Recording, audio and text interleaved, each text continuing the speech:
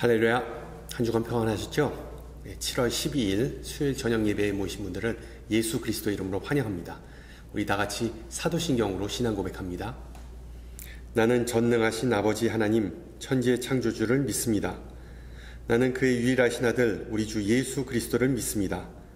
그는 성령으로 잉태되어 동정녀 마리아에게서 나시고 본디오 빌라도에게 고난을 받아 십자가에 못 박혀 죽으시고 장사된 지 사흘 만에 죽은 자 가운데서 다시 살아나셨으며 하늘에 오르시어 전능하신 아버지 하나님 우편에 앉아 계시다가 거기로부터 살아있는 자와 죽은 자를 심판하러 오십니다. 나는 성령을 믿으며 거룩한 공교회와 성도의 교제와 죄를 용서받는 것과 몸의 부활과 영생을 믿습니다. 아멘. 네, 우리 함께 찬송가 324장 하시겠습니다. 324장 찬송가 예수 나를 오라 하네. 예전 찬송가는 360장입니다. 360장 우리 함께 찬양합니다.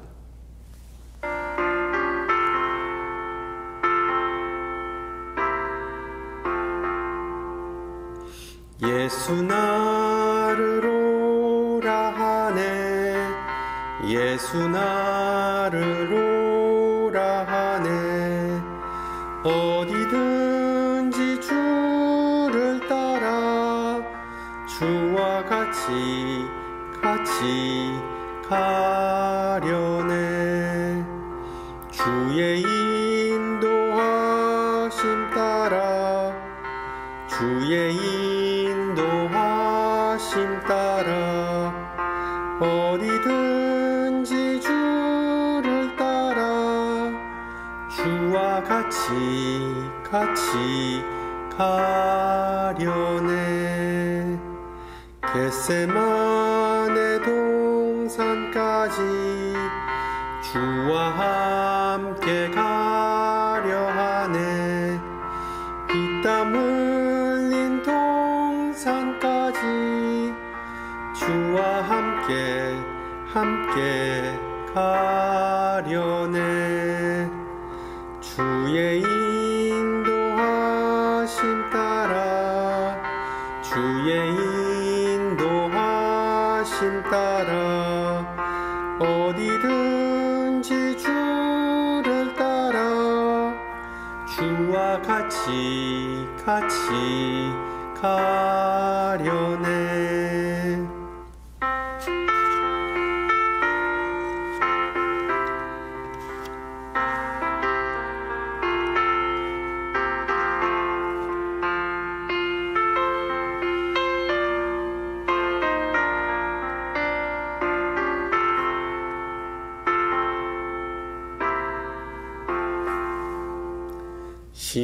심판하실 자리까지 주와 함께 가려 하네. 심판하실 자리까지 주와 함께 가려네. 주의 인도하심 따라 주의 인도하심 따라 어디든지 주를 따라 주와 같이 가려네.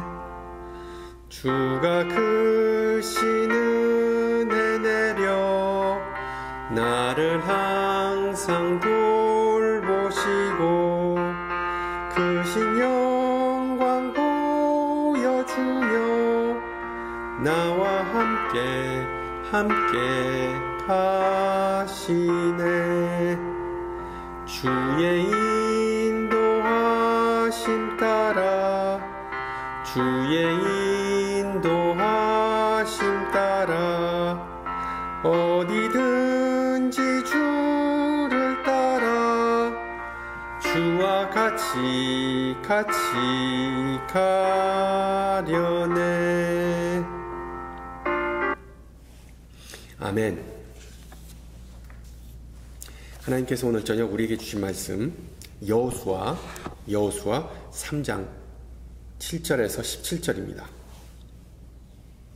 여호수아 3장 7절에서 17절 말씀, 제가 가진 성경으로 구약 322페이지입니다. 322페이지.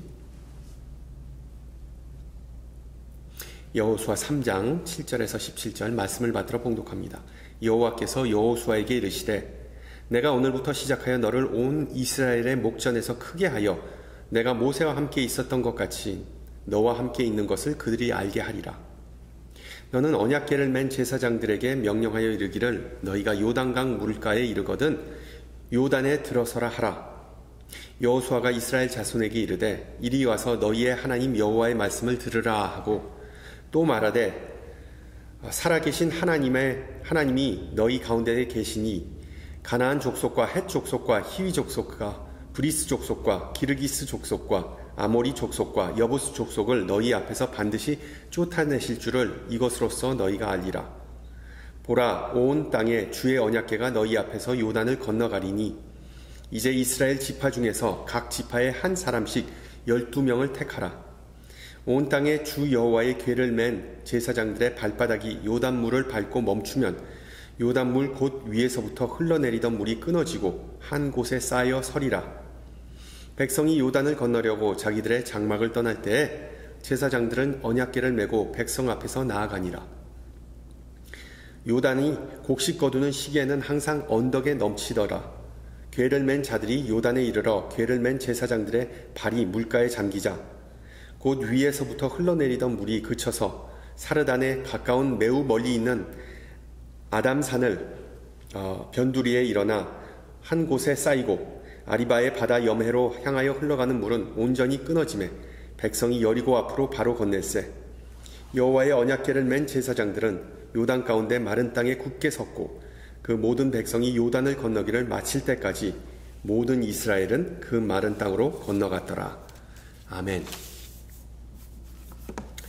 지난 주에 아브라함의 이야기를 나누면서 그의 신앙 여정은 하나님의 부르심, 즉 소명으로부터 시작했다고 말씀드렸습니다. 그런데 혹시 이런 질문을 해보셨는지요? 왜 하나님은 아브라함에게 본토 아비집을 떠나라고 했을까? 왜 하나님은 그냥 아브라함이 살던 곳에서 그를 축복하고 번영하게 하여 주지 않으셨을까? 왜 아브라함은 하란에서 가나안으로의 긴 여정을 해야만 했을까? 그 답은 간단합니다. 아브라함은 오직 여정을 통해서만 그 믿음이 자랄 수 있었기 때문이죠. 상상해보세요. 미지의 땅을 나그네로서 여행하는 아브라함은 당연히 자기 자신이 아닌 하나님의 인도와 섭리 그리고 보호하심을 의지해야만 했겠죠. 알다시피 그의 인생은 우여곡절의 연속이었습니다. 그렇지만 바로 그 파란만장한 인생을 통해서 아브라함은 믿음의 거장의 위치에 오르게 된 것입니다. 음악에 관해 문외한이라고 하더라도 명품 바이올린 하면 떠오르는 것이 바로 스트라디바리우스입니다. 스트라디바리우스. 줄임말로 스트라드라고 부르기도 하죠. 스트라드. 가격도 천문학적이지만 다른 바이올린들이 도저히 흉내낼 수 없는 소리를 낸다는 점에서 정말 신비에 둘러싸인 그런 악기이기도 합니다. 안토니오 스트라디바리라는 장인이 만든 수제 바이올린은 전 세계에 약 600개가량 남아있는 것으로 추정되고 있는데 보존 상태와 소리에 따라 한 대 가격이 수십억 원에 달하기도 한답니다. 악기 전문가들은 지금이 21세기가 27세기보다 그러니까 스트라디바리가 살았던 17세기보다 과학기술이 훨씬 더 발달했는데 왜 스트라디바리우스 같은 바이올린을 만들 수 없는지에 대해서 연구를 해왔습니다. 그리고 어떤 연구진이 그 비밀을 풀었습니다. 스트라드의 그 매혹적인 소리의 비밀은 바로 바이올린을 만든 나무의 재질에 있다는 것이죠. 즉 스트라디바리가 바이올린을 만든 시기는 극도로 추운 날씨가 지속됐던 1700년부터 1737년까지였는데 그가 사용했던 나무들은 모두 혹한의 추위 때문에 내밀하게 자라난 나무였던 것입니다. 결국 스트라디바리우스는 나무가 자라면서 겪은 극한의 추위라는 그 고통이 있었기에 아름다운 소리를 내는 명품 악기로 승화된 것이었다는 것이 그들의 결론이었습니다. 고통이 명품을 만들어낸다는 간단한 이치입니다. 고통 없이는 영광도 없고 고통 없는 성장은 한순간에 무너질 수 있습니다. 우리가 인생에서 겪는 혹독한 추위와 같은 시련이 내면의 신앙을 더욱 강하게 만들어주죠.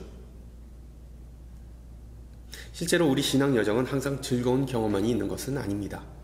오히려 힘들고 짜증나고 포기하고 싶은 경우가 수두룩합니다. 그러나 하나님께서 우리에게 주신 약속이 있기에 우리는 그 여정을 지금도 하고 있는 것이죠. 바로 하나님이라는 장인의 손안에 놓여 있기에 지금도 우리의 인생은 그 모양을 갖추게 되고 다듬어지고 그리고 조율된다는 것입니다. 결국 우리 모두 스트라드와 같은 명품으로 거듭나서 아름다운 선율로 하나님을 찬양하기를 소망합니다. 이처럼 우리 신앙인들은 반드시 하나님의 손길을 거쳐 다윗과 같이 하나님의 마음에 합당한 사람으로 변화될 때 비로소 하나님은 우리를 사용하고 그리고 우리를 통해 역사하십니다. 레위기서 19장은 이것을 다음과 같이 표현합니다. 너희는 거룩하라. 나 여호와 너희 하나님이 거룩함이니라. 그렇습니다. 하나님은 총명한 자, 능력 있는 자, 충성된 자가 아니라 거룩을 위해 힘쓰는 사람을 1순위로 생각하십니다. 여러분 보세요. 요단 강가에 도달한 여호수아에게 하나님은 약속의 땅으로 진격하라고 말씀하십니다. 그리고 그러자 여호와는 어떤 행동을 취했습니까? 그는 군사훈련에 힘을 쓰지 않았습니다. 참모들과 세밀한 작전을 짜지도 않았습니다. 그렇다고 무기를 대량으로 생산하지도 않았습니다. 다만 하나님은 이스라엘 백성에게 이렇게 말씀하십니다. 너희는 자신을 성결하게 하라. 여호와께서 내일 너희 가운데서 기이한 일들을 행하시리라. 보다시피 능력의 비밀은 바로 성결 또는 거룩에 있습니다. 물론 성결은 많은 현대 신앙인들에게 좀 모호한 개념이기도 합니다.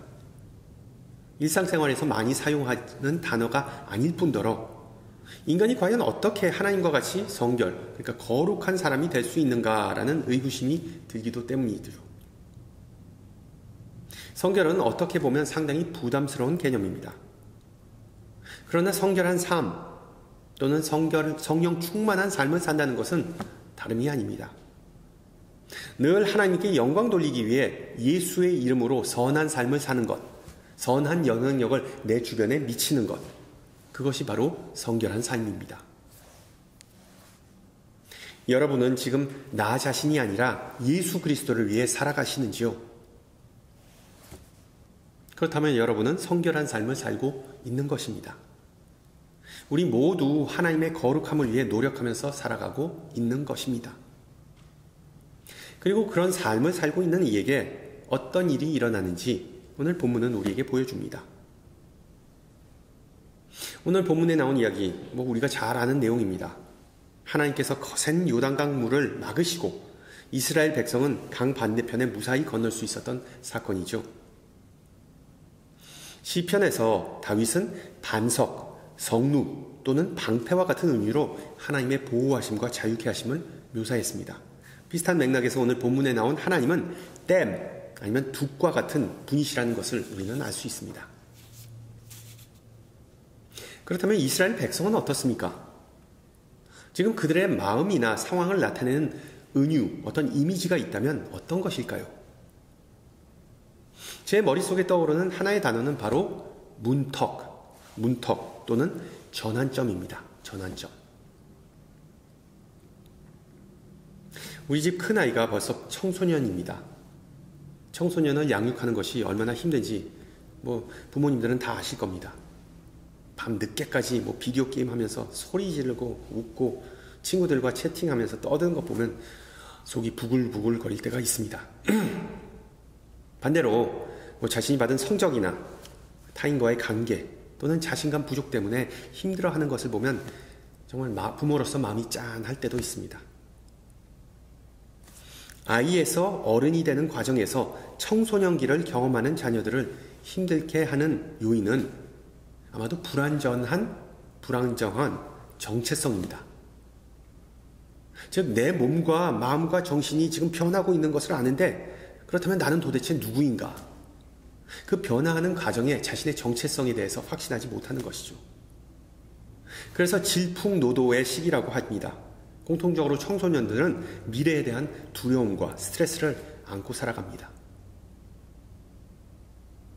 어떻게 보면 저도 비슷한 고민을 안고 살아갑니다.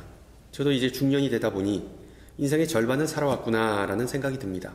물론 제가 100세까지 산다는 전제하에 그렇겠죠. 나이가 들다 보니 건강에 대해 좀 더 많은 신경을 쓰게 되더군요. 먹는 거 조심하고, 운동 꾸준히 하고, 생활 습관 좀 고치고 등등. 그리고 이런 성향은 나이가 들수록 더 강해지겠죠. 인생의 문턱, 인생의 전환점, 인생의 과도기마다 경험하는 미지와 실패에 대한 두려움은 우리뿐만 아니라 이스라엘 백성에게도 마찬가지였을 겁니다. 출애굽하고 홍해바다 앞에서 발을 동동 굴렀던 그들의 부모 세대와 마찬가지로 그들은 지금 요단강 앞에서 발을 동동 구르는 그런 상황이었습니다. 모세는 이미 죽었기 때문에 바다가 이제 쫙 갈라지는 기적을 재현할 수 없었던 상황이었습니다. 그러나 그들은 하나님께서 여전히 그들과 함께 하신다는 사실을 완전히 까먹었습니다. 따라서 하나님은 그들의 지도자 여호수아에게 7절에서 이와 같이 약속하십니다. 내가 오늘부터 시작하여 너를 온 이스라엘의 목전에서 크게 하여 내가 모세와 함께 있었던 것 같이 너와 함께 있는 것을 그들이 알게 하리라. 광야에서 40년 동안 방황한 후에 모세 세대는 이미 막을 내리고 여호수아 세대가 바톤을 이어받았습니다. 따라서 하나님은 여호수아에게 함께 하신다는 약속으로 그에게 힘을 실어주십니다. 그리고 하나님의 격려와 약속을 받은 여호수아는 요단강이라는 물리적인 장애물을 뛰어넘는 방법을 지금 이스라엘 백성에게 가르쳐 줍니다. 그 가르침은 우리 현대 신앙인들이 영적 요단강을 어떻게 건널 수 있는지에 대한 방법, 힌트이기도 합니다. 따라서 오늘 저녁 우리에게 주어진 말씀은 이스라엘 백성처럼 인생의 전환점을 맞이한 모두에게 주어진 말씀입니다. 언제까지 기다려야 하는지 아니면 어떤 방향으로 가야 하는지를 놓고 힘들어하는 모든 이에게 하나님께서 여호수아를 통해 주시는 인생 그 코칭에 대해 귀를 기울이시기 바랍니다. 먼저 여호수아가 백성에게 어떤 지시를 내리는지 한번 살펴보세요. 댐 짓기로 유명한 비버들처럼 강물을 막고 뚝을 쌓으라고 합니까? 아니면 이스라엘 공병대에게 부교, 그러니까는 뗏목다리를 놓으라고 합니까? 아니죠. 9절을 보세요. 여호수아는 다음과 같은 명령을 냅니다. 이리 와서 너희의 하나님 여호와의 말씀을 들으라. 요단강을 건너기 위한 첫 번째 단계는 바로 말씀을 경청하는 것입니다. 잠잠히 서서 하나님의 말씀을 듣는 것입니다.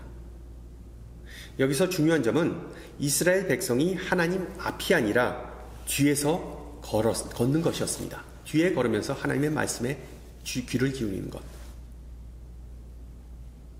요단강을 건너기 전에 백성이 텐트를 다 걷고 이제 만반의 준비가 된 후에 성경은 말합니다. 제사장들은 언약궤를 메고 백성 앞에서 나아가니 하나님의 능력과 임재를 상징하는 언약궤가 맨 선두에 서서 움직였다고 성경은 기록합니다. 이것은 단순히 어떤 상징이 아니라 우리에게 주어진 강력한 메시지입니다.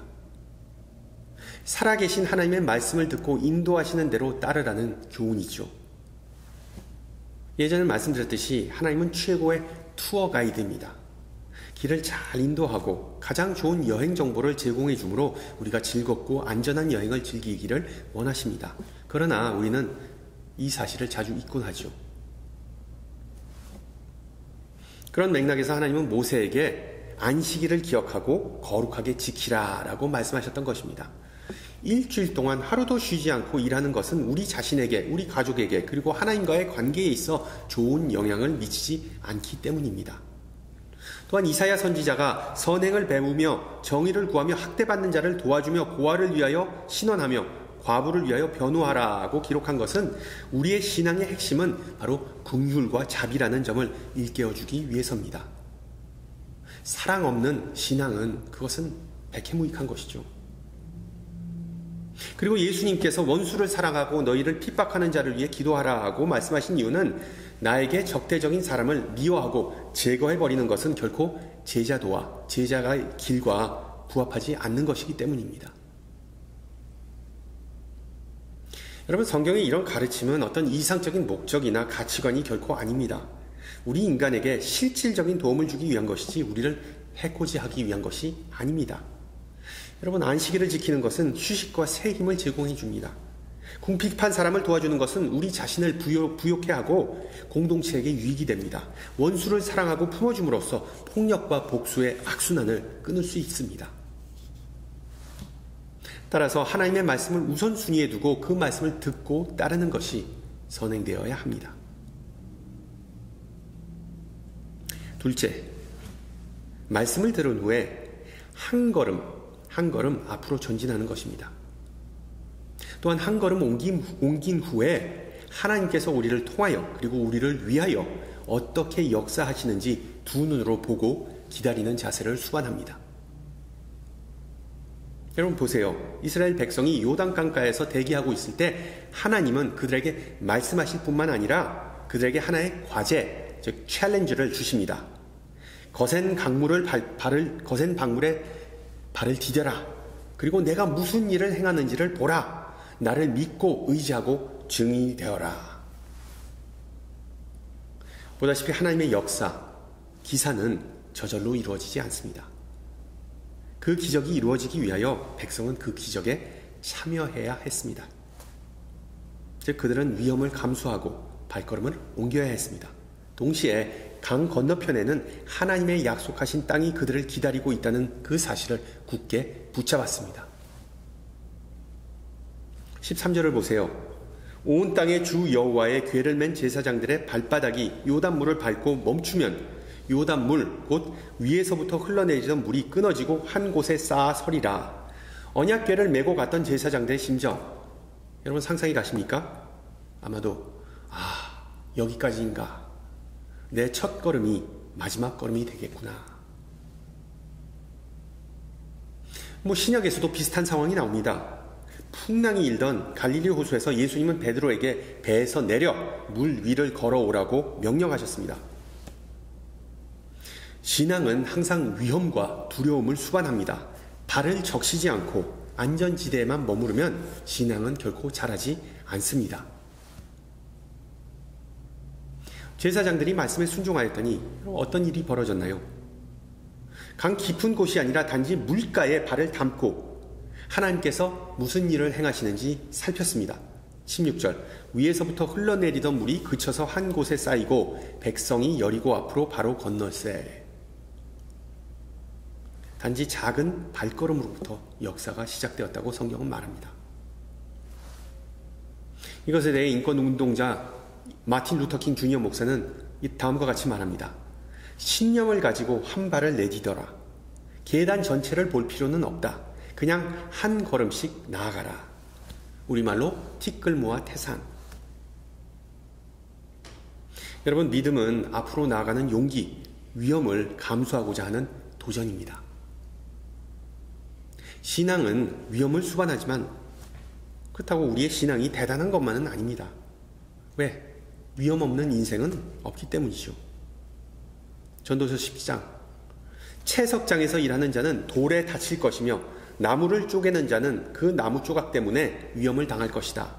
우리가 하는 모든 행동이나 생각은 다 어느 면에서 위험 요소를 포함하고 있습니다. 그래서 우리말에도 구더기 무서워서 장 못 담은 걸까라는 표현이 있지 않습니까?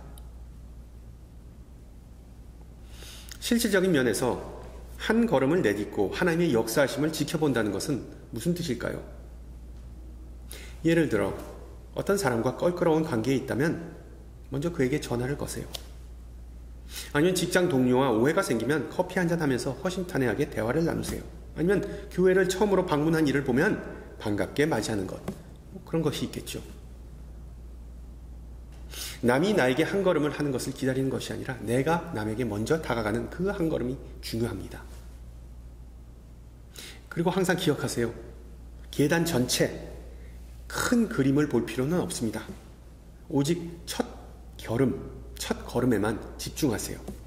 그것이 하나님께서 우리에게 바라는 바이고 나머지는 하나님의 몫입니다. 마지막으로 요단강을 건너기 위해서는 과거가 아니라 미래에 눈을 고정하는 것입니다. 과거가 아니라 미래. 다음 장 4장에서 이스라엘 백성은 요단강을 안전하게 건너고 난 후에 성경은 다름과 같이 기록합니다. 여호와의 언약궤를 맨 제사장들이 요단 가운데서 나오며 그 발바닥으로 육지를 밟는 동시에 요단물이 본 곳으로 도로 흘러서 전과 같이 언덕에 넘쳤더라. 자, 요단강을 건너자마자 강물은 다시 거세게 흐르기 시작했습니다. 보다시피 하나님께서 쌓은 댐은 영구적인 어떤 가르막이 아니었습니다. 언제든지 재활용할 수 있는 그런 종류의 것이 아니었습니다. 그 둑은 이스라엘 백성이 오직 한 번만 사용할 수 있는 일시적인 장치였습니다. 건축물이었습니다. 이것을 보면서 우리는 이런 의문이 들 수도 있겠죠. 그렇다면 하나님은 신속하지만 일시적인 해결책만을 제공하시는 분입니까? 우리 한국 사람들이 말하는 빨리빨리. 신속하지만 일시적인 해결책. 영어로 quick fix라고 그러죠. 그런 quick fix를 제공하신 분이 하나님일까요? 이렇게 생각해 보십시오. 강을 건넌 이스라엘 백성이 이 뒤를 돌아보았다면 거센 요단강 물을 보고 아마 이런 생각이 들었을 겁니다. 아, 불사. 이젠 돌아갈 수 없는 강을 건너버렸구나.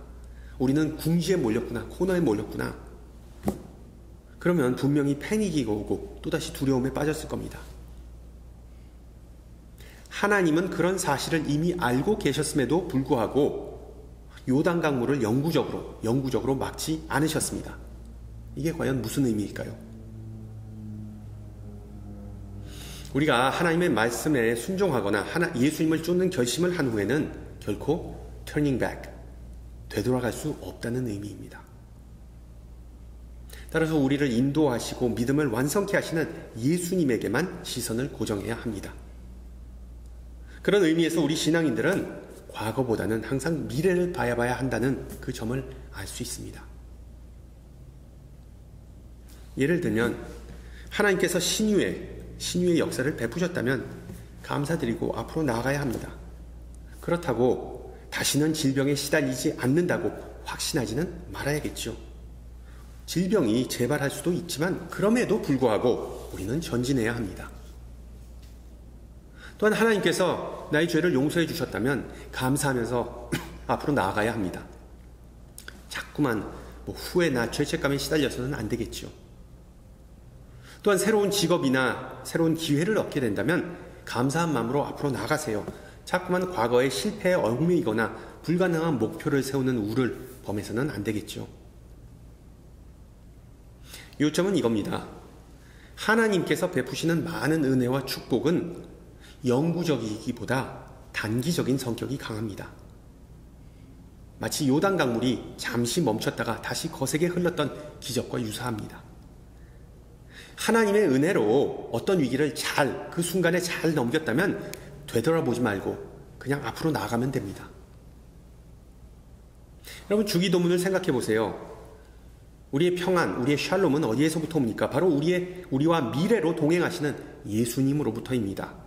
주님은 우리에게 더도 덜도 말고 날마다 정확히 필요한 분량의 은혜를 제공해 주시는 분이라는 것을 상기시켜 주십니다.